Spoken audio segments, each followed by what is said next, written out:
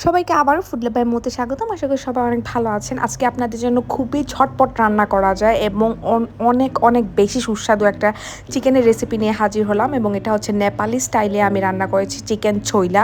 যদিও ওনারা আসলে ট্রেডিশনালি বাফেলো মিট বা ডাক মিট, যেটা মানে হাঁসের মাংস দিয়ে রান্না করে এবং গ্রিল করে রান্না করে, নর্মালি তো ভেজে রান্না করে না, কিন্তু আমি সবার সুবিধার জন্য খুব ইজি ওয়েতে এটা দেখাচ্ছি, যাতে করে আপনারা সবাই বাসায় বানিয়ে খেতে পারেন এবং টেস্ট মোটামুটি পুরাপুরি পারফেক্টলি চলে আসে 80-90%-এর মতো। আমি নেপালি রেস্টুরেন্ট একটাতে খেয়েছিলাম ডাক ছইলা, মানে হচ্ছে হাঁসের মাংসের ছইলা। তো ওইটার কাছাকাছি টেস্ট চলে আসছিল, কিন্তু হাঁসেরটা বেশি ভালো লাগে চিকেনের থেকে। তো যাই হোক, প্রথমে শুকনা মরিচ, আদা, রসুন এবং টমেটো অল্প কিছুক্ষণ ভেজে নেব, বেশি ভাজা যাবে না, এতে করে আদা এবং রসুনের ফ্লেভারটা পুরোপুরি চলে যাবে। আমি চাচ্ছিলাম যে আদা রসুনের ফ্লেভারটা, বা নর্মালি হচ্ছে আদা রসুনের ফ্লেভারটা অনেক স্ট্রং থাকে এটা রাখতে, তার জন্য অতিরিক্ত কুক করা যাবে না, আর কাঁচা পেঁয়াজ লাগবে। তো ভেজে নেওয়া হলে আমি রেখে দিচ্ছি। তারপরে আমি ওই কড়াইতেই অল্প তেলে আমি চিকেন কেটে রেখেছিলাম, সেটা আমি ভেজে নিব, কিন্তু তার আগে কয়েক চিমটি আমি আস্ত মেথি দিয়ে দিলাম।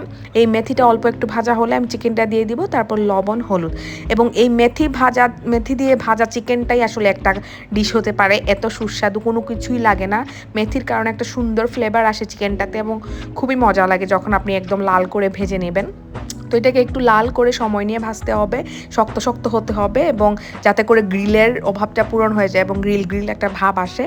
তো এর মধ্যে আমি যে মশলাটা আমি রেডি করে নিচ্ছি, এটা খুব ভালো মতো মিশিয়ে নিতে হবে। এটা একটু ঝাল ঝাল হয় এবং আদা রসুনের একটা স্ট্রং ফ্লেভার পাওয়া যায়, যেটা খুবই ভালো লাগে আসলে এই চিকেনটার সাথে। কারণ আর কোনো কিছুই লাগবে না, কোনো মশলাই লাগবে না, এবং আপনারা বিশ্বাস করতে পারবেন না এটা এই অল্প মশলাতেই এত সুস্বাদু হয়।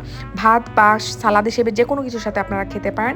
আমার খুবই পছন্দ, এটা আমি প্রায়ই বানিয়ে খাই যখন আমার কোনো কিছু খেতে ইচ্ছে করে না বা আমার ঝটপট কোনো কিছু রান্না করতে ইচ্ছে করে।